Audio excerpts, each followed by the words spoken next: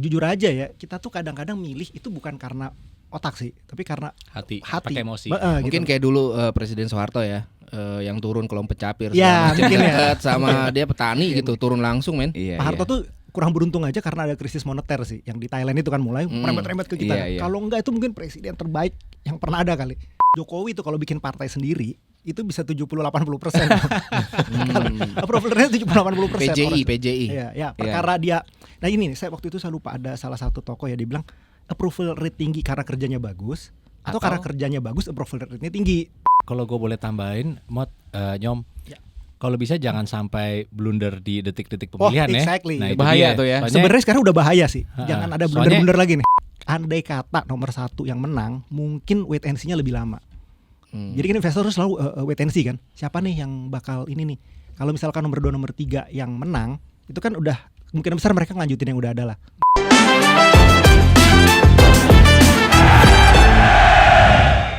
Halo semua, kita ketemu lagi di channel Oplosan 99, obrolan polos santai atas 99. Kita nih semua alumni PL angkatan 99 ya. Oke.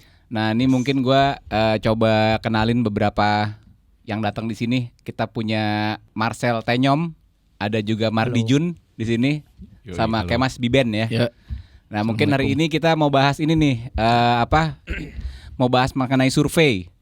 Nah ada beberapa survei yang keluar kan. Mungkin kalau kita lihat semua nih mengunggulkan calon presiden nomor tertentu ya gitu ya. Hampir semua survei. Nah mungkin gue pengen tanya nih, seberapa kredibel sih nih survei-survei ini? Mungkin kalau gue lihat survei-survei ini kurang lebih sih bisa menggambarkan kondisi pada saat ini ya gitu. Gimana nanti pemilih akan memilih siapa gitu. Nah gue nggak tahu kalau yang lain gimana nih. Pendapat lo gimana Nyom mengenai survei ini Nyom? Oke, survei kan udah keluar ya. Kalau kita ingat dari tengah tahun aja sampai sekarang tuh udah cukup banyak kan. Gitu. Yeah. Dan memang kalau saya perhatiin nih, makin kesini tuh udah makin seragam sih hasil-hasil dari survei gitu. Nah kalau udah seragam sih biasanya udah cukup fix lah gitu lah, dalam arti kalau nggak ada event besar banget gitu ya. Itu kejadian luar biasa maksud lo ya gitu ya. Nah, nggak akan jauh beda harusnya ya gitu ya. Jadi yang udah menang itu mestinya kalau main bola tuh udah mendingan main ini aja lah, main bertahan aja. Nah yang kalah ini, misalnya bukan kalah lah, yang survei masih rendah itu harus agresif, harus genjot ya, harus kan? Udah nggak punya pilihan lagi kan? Harus kerja ekstra lah ya, gimana cara buat ngejar ketinggalan ya. Bayar buzzer gitu. Ya nggak tahu lah. Harus agresif memang. Lo gimana Jun? Kalau gue ngeliat gini, jujur gue nggak terlalu surprise karena belakangan hasilnya ya sama-sama aja gitu. Jadi antara lembaga survei satu dan lainnya tuh siapa yang unggul? Ya paling ada ya yang ada satu yang menang di nomor 2, posisi nomor 2 nomor 3-nya kadang-kadang suka ada perbedaan gitu. Tapi yang posisi pemenangnya biasanya udah sama gitu.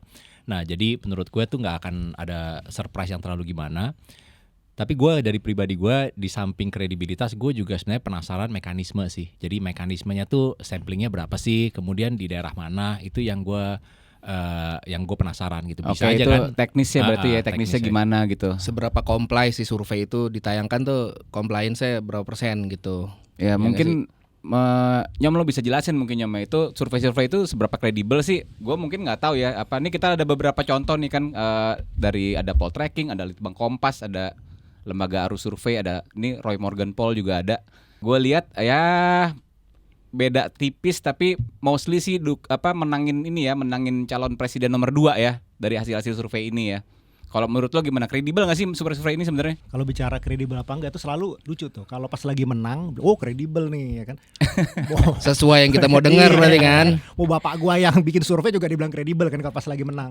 Kalau lagi kalah, enggak lah, dulu kan dia pernah salah begini-begini. Nah jadi kemarin saya juga dapat informasi. Jadi di Indonesia itu ada asosiasi lembaga survei namanya Persepsi.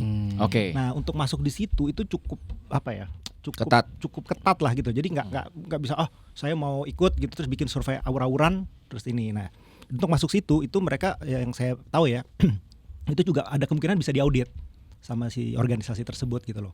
Itu satu. Terus kedua, kalau dia terlalu jauh dibanding yang lain dan salah, itu ke depan-depan udah nggak ada yang percaya dia lagi kan.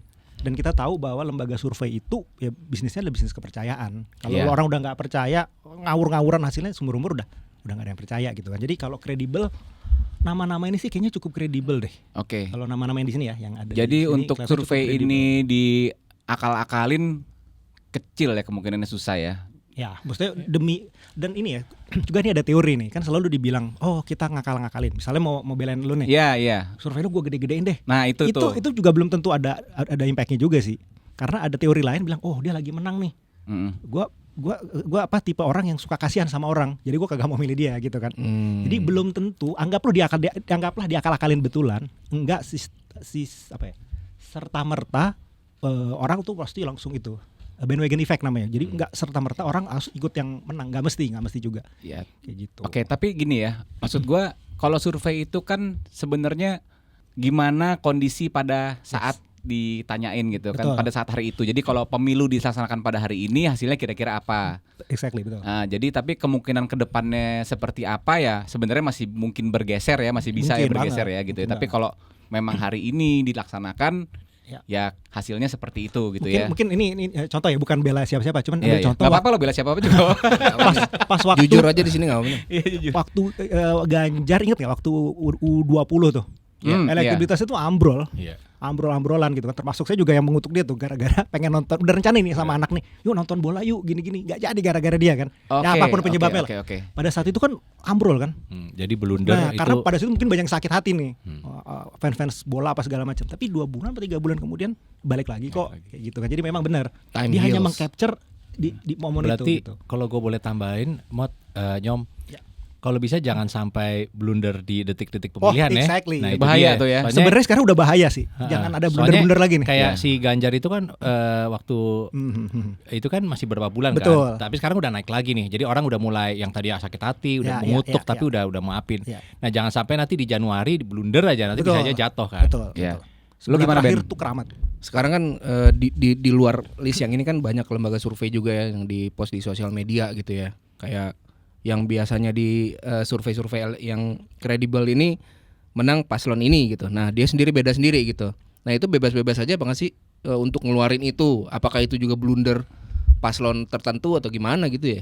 Kalau mau ngeluarin sih bebas aja terserah. Tapi yang ngeluarin siapa nih? Lembaga surveinya apa paslon yang ngeluarin? Lembaga survei tapi namanya ya Nggak mungkin masuk dalam yang bukan yang kredibel. tadi segala bilang apa macam. namanya? Persepsi. Nggak Asosiasi masuk ke persepsi persepsi. mungkin. Nah, itu iya, bebas iya. aja Bebas untuk aja ya, kalau menggiring opini segala macam kan bisa juga tuh Bebas. mereka Tapi tuh. jujur aja menurut saya orang Indonesia itu udah pinter sih.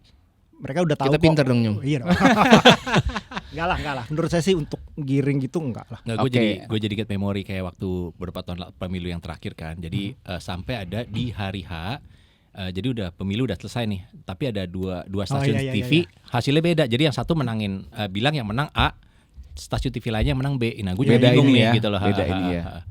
Gitu. Nah, tapi kalau udah keluar di TV gitu persepsi itu bergerak nggak sih Nyom? Untuk wah lo nggak bener loh gitu, ngapain lo ngeluarin apa ya? Itu bebas-bebas aja untuk Kalau dia bukan anggotanya ya bebas. Oke. Ya kan bebas. Jadi bebas aja survei. Iya siapa lu gitu kan. Tapi kalau dia anggota terus hasilnya jomplang gitu ya misalnya beda lain, itu bisa diaudit sih.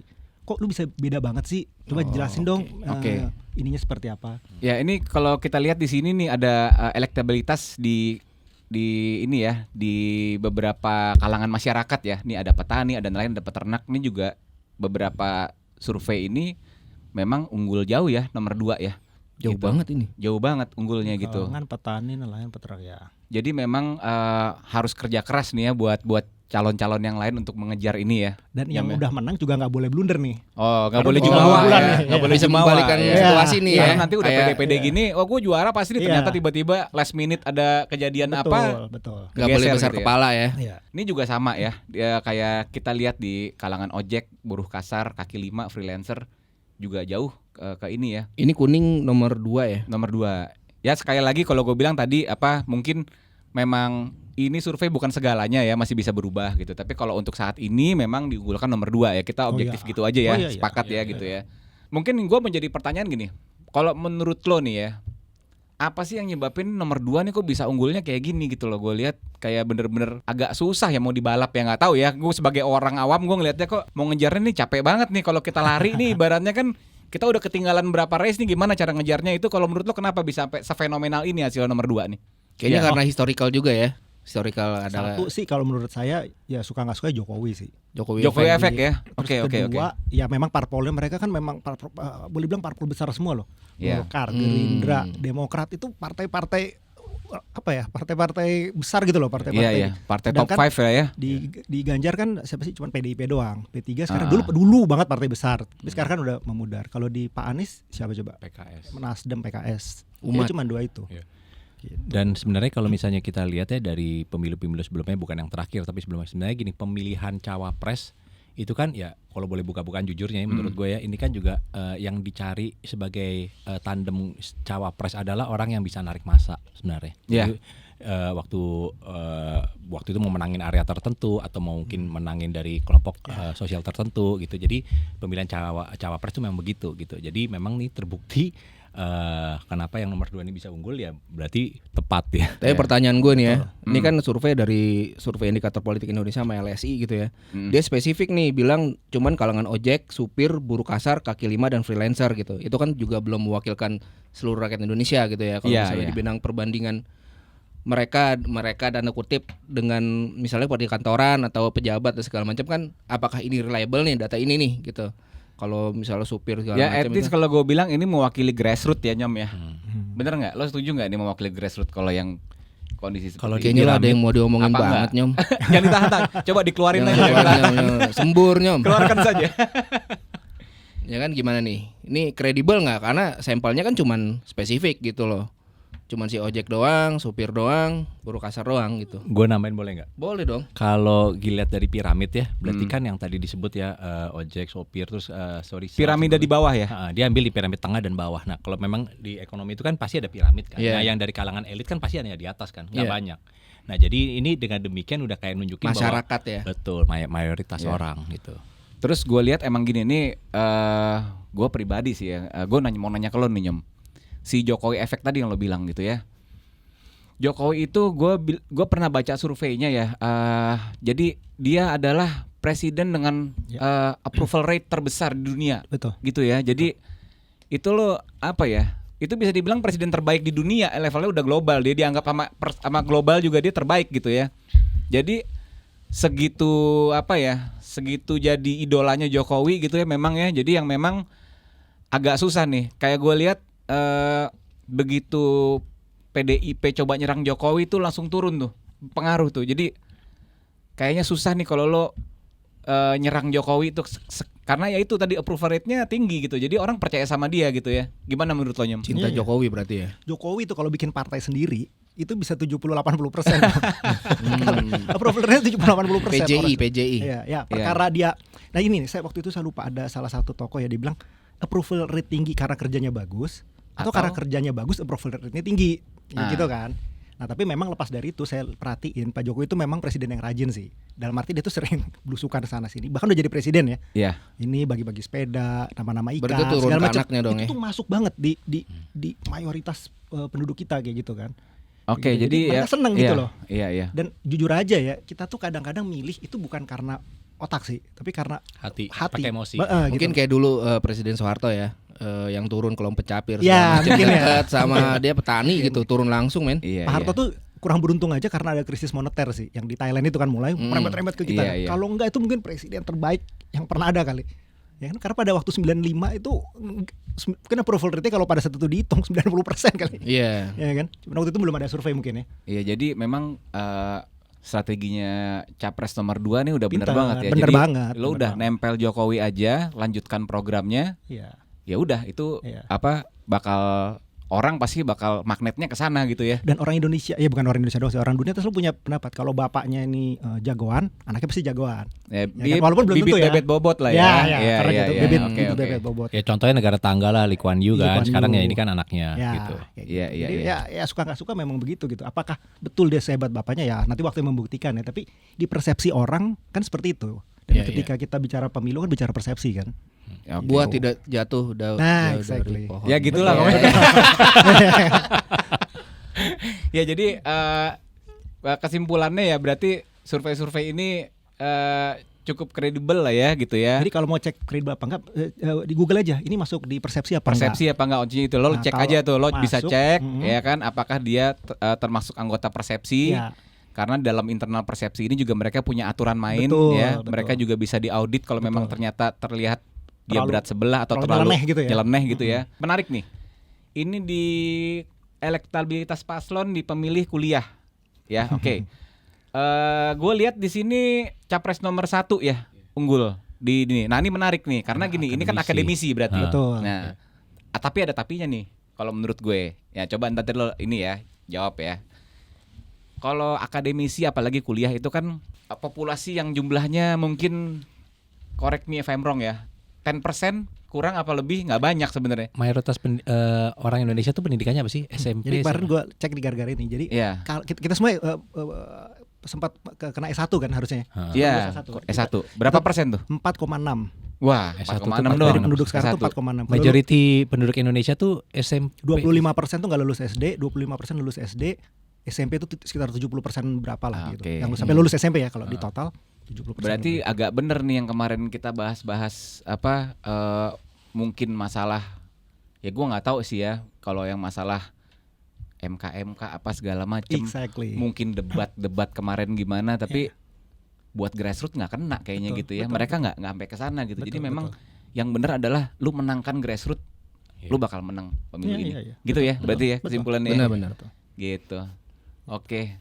Tapi lucu ya kalau yang SMA nih masih menang yang nomor 2 nih ya. Tapi begitu kuliah udah nomor 1. Mungkin di segmen orang kuliah itu Pak Anies itu kan kalau ngomong benar-benar teoretikal, Betul. segala Iya, macam, iya. pinter, segala macam dan Mahfud MD juga profesor juga. dan jadi- kalau misalnya didengar sama orang yang kuliah berpendidikan gitu ya, itu make sense semuanya gitu, bisa dilakuin segala macam, bagus. Betul. Ya mungkin itu daya tariknya beliau juga gitu Ya, ya. untuk golongan berpendidikan tinggi ya. Iya. Kita bilang, gue bilang berpendidikan Iya, tinggi iya, ya berarti ya. Karena kan S1 ya, textbook gitu ya. Oh, iya, hampir iya. sama lah Iya, gitu iya. ya.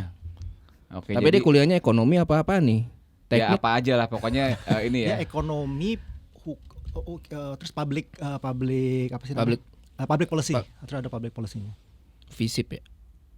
S3-nya di luar, tapi dia S3 di luar. Kita bisa simpulkan bahwa tadi udah apa survei-survei itu cukup kredibel ya kan. Survei bukan segalanya, jadi jangan berkecil Oh, hati ya. buat yang lain. Apakah nanti udah pasti menang capres nomor 2 gitu, belum tentu juga gitu Betul, kan, belum masih tentu. bisa bergeser. Masih ada sampai Februari nih tuh. Iya, pokoknya nggak boleh blunder ya, nggak Tapi boleh blunder. Pertanyaan gue gini, survei itu bisa bumerang nggak sih? Jadi kayak ada orang yang wah ini unggul banget nih, gue nggak jadi deh. Ada bisa kayak gitu nggak sih? Jadi kayak sebenarnya gue mau ambil yang ini nih, kayak Empati. Chandra Hanir nomor 2, cuman unggul banget. Udahlah gue kasihan. Ini bisa Ada nggak sih? ada, tapi orang yang Nggak banyak itu ya? nggak banyak. Oh, Nggak banyak. Swing voter ya. Swing voters, Iya, yoi, nggak yoi. banyak lah. Lebih Gitu, banyak nggak kalau misalnya kalah tuh karena itu tadi ya blunder ya. Jadi yang udah unggul itu blunder, Benar. tiba-tiba jadi drop gitu. Tapi survei itu bakal dilakuin berapa kali sih? Oh, terserah yang mesen. Ya bebas aja selama kita mesen gitu, ya udah. Tapi kayaknya gini ya, kayaknya survei itu tiap bulan ada ya keluar Ada. ya versi lagi. Nah, sekarang lagi hot-hotnya kan. Nah ini kita nggak tahu nih ya, coba deh. Ini kan sekarang Desember ya. Mungkin nanti kita lihat Januari akan ada perubahan. Gue bilang penentunya di Januari sih Nyom, karena dari Januari Februari udah dekat kan, tinggal sebulan lagi. Jadi apapun nanti survei yang keluar Januari ya itu kurang lebih mungkin ya menggambarkan. Makanya ada debat-debat capres cawapres kali ya, swing voter bisa pindah kanan, pindah kiri. Ya tapi enggak, kalau debat gue bilang sih nggak ngaruh-ngaruh banget ya. Nyom, lo setuju nggak gitu tuh? Jujur aja nih ya, ketika saya baca komennya ya, itu yang benar-benar ngerti esensi debat itu Nggak ada. Nggak banyak. Ya nggak banyak lah, benar-benar sesuai yang prediksi tadi ya 5% itu tadi. Ya komen-komen Yang kira-kira brutal aja ya, ngerti. komen-komen Iya. Netizen ya. Jadi Ya komen tuh all in kan, all in nomor 1, All all in in, nomor ini. 2. Cuman itu aja apa makanya. gitu kan. No matter what hasil Iya, debatnya. iya. Jadi gitu. sebenarnya gini ya, mungkin pemilih di Indonesia itu agak jarang ya dia gue lihat debat kayaknya yang kelihatan lebih berkualitas ini terus gue pindah deh. Agak ada tapi nggak banyak ya. Ya, paling 4,5% itu tadi. Mereka rata-rata ya seperti bilang tadi, dia udah milih tuh pakai emosi, pakai hati gitu. Jadi lebih seneng kemana, lebih seneng Iya. atau lebih sakit hati sama siapa gitu. Ya dan lagi kalau kayak lo nonton debat itu kan sebenarnya udah ketahuan itu yang datang kan supporter bisa dibilang. Betul. Kayak Ekspektasinya masing-masing, udah udah. tahu ekspektasinya masing jagoannya masing-masing dipegang Iya. gitu kan. Tapi kalau buat masyarakat umum gue rasa juga mungkin nggak peduli-peduli amat sama Emang, debat ya. So Gitu. like debat itu penting tapi nggak terlalu signifikan dalam menentukan Iya. orang jadi berubah gitu ya. Kecuali blunder parah ya di debat itu Iya. ya. Kalau kita udah lihat normatif, survei nih, kita lihat survei nih, misalnya paslon tertentu menang nih, itu ekonomi kan ada dampaknya nggak? Nah, Nyom? Gimana? Apakah tuh? mereka siap-siap nih ntar si paslon ini naik pasti nanti visinya ini beda dengan yang apa segala Oke. macam gitu. Ini mungkin agak out of topic ya. Jadi Iya. kalau kita lihat ekonomi ya minimal indikator ekonomi kan pasar modal lah minimal ya. Jadi orang ekonomi itu sebenarnya orang pasar modal investor itu sebenarnya nggak terlalu peduli sih siapa yang mau naik kayak siapa yang mau itu, yang pasti itu ada kepastian, ada kesinambungan. Jangan baru ini putus gitu. Kayak sekarang IKN ada ada Ya enggak kayak gitu. Nah, ya sekali lagi bukan mau promosi atau apa. Cuman kan memang mereka udah mengambil jalannya sendiri-sendiri kan. Oh, Si yang nomor 2 udah kita lanjutin gitu. Yang nomor 1 stop nih, rada nggak bener nih, harus perubahan kayak kan.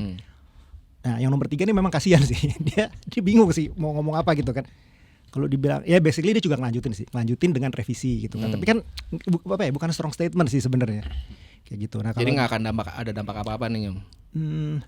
ya sekarang andai kata nomor 1 yang menang, mungkin wait and see-nya lebih lama. Jadi kan investor selalu wait and see kan. Siapa nih yang bakal ini nih? Kalau misalkan nomor 2, nomor 3 yang menang, itu kan udah kemungkinan besar mereka ngelanjutin yang udah ada lah.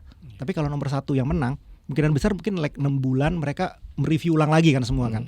Baru Iya. ini. Nah, Mereka jadi, forecasting lagi gitu ya. Jadi kalau saya lihat di pasar modal lah minimal itu sekarang lagi wait and see dulu nih. Lagi wait and see nanti siapa nih gitu. Nah, kalau misalkan nomor 1 bukan berarti jelek ya sekali lagi ya. Saya nggak jelek-jelekin orang, cuman kalau nomor 1 mungkin wait and see-nya lebih lama gitu loh. Oh. Wait and see juga bukan berarti jelek, cuman gairah di market itu jadi Gairah. Jadi kurang bergairah ya. jadi orang bahkan di real sektor gitu, orang yang mau bikin terutama yang besar-besar ya kayak Iya. bos-bos ini gitu kan.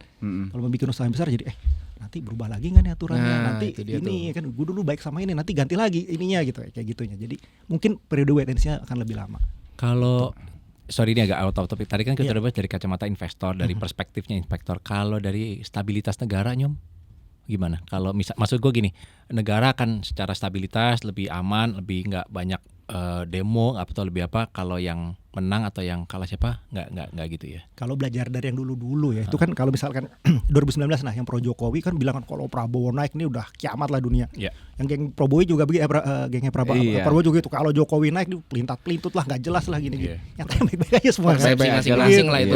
Iya. Ujung-ujungnya juga kerja bareng juga sih. Betul. Dan mereka itu tadi kita sempat bahas itu mereka tuh temenan semua kok gitu loh. Iya. Itu juga sohib kok sebenarnya. Iya. Ya Dan- sama siapapun yang mimpin sih gue bilang juga nggak akan jauh beda ya. Gitu ya. Dan ujung-ujungnya kalau kita belajar dari 2019 kan yang naik dia juga ngangkat yang kalah Iya. kan gitu. Dan gue percaya tiga-tiga tuh cinta Indonesia lah. Yes, Pasti dong. gue juga Yes. setuju tuh ya. Mereka Itu sih, itu mereka paling merah penting. putih lah tiga-tiganya Iya, ini iya, ya. iya. Oke.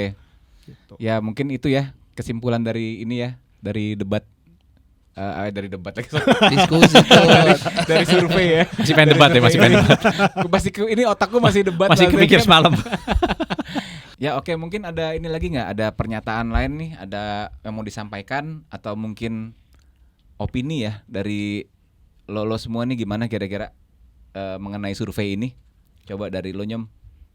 Ya, jadi kembali ke tadi ya survei itu terutama yang lembaga survei yang tergabung di Persepsi ya, mereka tuh juga ada ilmunya kok gitu loh untuk survei. Jadi kalau yang dibilang survei abal-abal nih gini-gini, ya mungkin ada yang begitu. Tapi kalau digabung Persepsi sih saya rasa mereka enggak. Karena itu juga bikin malu mereka tuh. Iya. Kalau ternyata jomplang dan salah, waduh itu seumur-umur mungkin gak ada yang mau pakai lagi. Reputasi tuh. ya itu reputasi, ya. reputasi. Iya, oke. Kayak gitu. Kalau dari gue mungkin dari diskusi ini gue juga belajar ya segala sesuatu pasti ada yang kredibel, pasti ada yang enggak gitu. Jadi at least karena tadi kita sudah sempat bilang ada percentage of error ya. Jadi dan percentage of errornya berapa nggak nyampe 5% kali harusnya ya. 3% ya, 3% Ya, doang. sampai Jadi gue melalui diskusi ini gue jadi tahu lah kira-kira, gue tidak mendewakan tapi kira-kira lembaga survei mana yang kredibel yang harus gue follow gitu. Tetap ada percentage of error tapi gue kayaknya akan refer ke yang ini aja deh gitu. Ya menurut gue benar kata Mardi ya, margin of error-nya kecil. Sekarang udah juga ada Persepsi yang mengontrol semua lembaga survei. Kalau misalnya kalian yang benar-benar kecanduan ngelihat survei paslonnya turun apa enggak, Kecanduan survei anjir. Orang kecanduan apa gitu kecanduan Orang survei. lihat saham kayak pergerakan saham iya ini kan pergerakan ini. misalnya si paslonnya dia tiba-tiba turun kan dia jadi deg-degan kan, dia Iya, harus lihat terus segala Jadi kayak macam. lihat saham aja ya. Iya gitu ya. Sebenarnya pengen nanti pemilunya baik-baik aja sih. Iya, Siapapun iya. yang menang Betul. merah putih kita semua. Gitu. Oke, ya gue juga gue percaya lah bahwa survei ini kredibel, tapi maksudnya memang ya buat paslon-paslon yang lain yang ketinggalan surveinya itu jadi apa ya, acuan ya buat gimana caranya lo pikirin dong nih supaya surveinya bisa naik segala macam gitu ya. Dengan cara yang tenang tuh ya. Ya dengan cara yang elegan lah. Elegan lah. Dengan Iya. cara yang ini karena at the end kan tetap kita Indonesia ya kan. Kita juga pengen yang terbaik buat negara kita siapapun presidennya ya. Betul. Gue don't mind kok siapapun presidennya yang menang gitu ya. Sama. Gitu ya. Oke, mungkin dari kita gitu aja dulu ya. Sip. Siap. Nah, tapi mungkin sebelumnya kita coba lihat mungkin si Jagger punya pandangan yang lain nih. Nah, Ramlan nih, survei Ramlan. Ayo, Ramlan coba Jagger.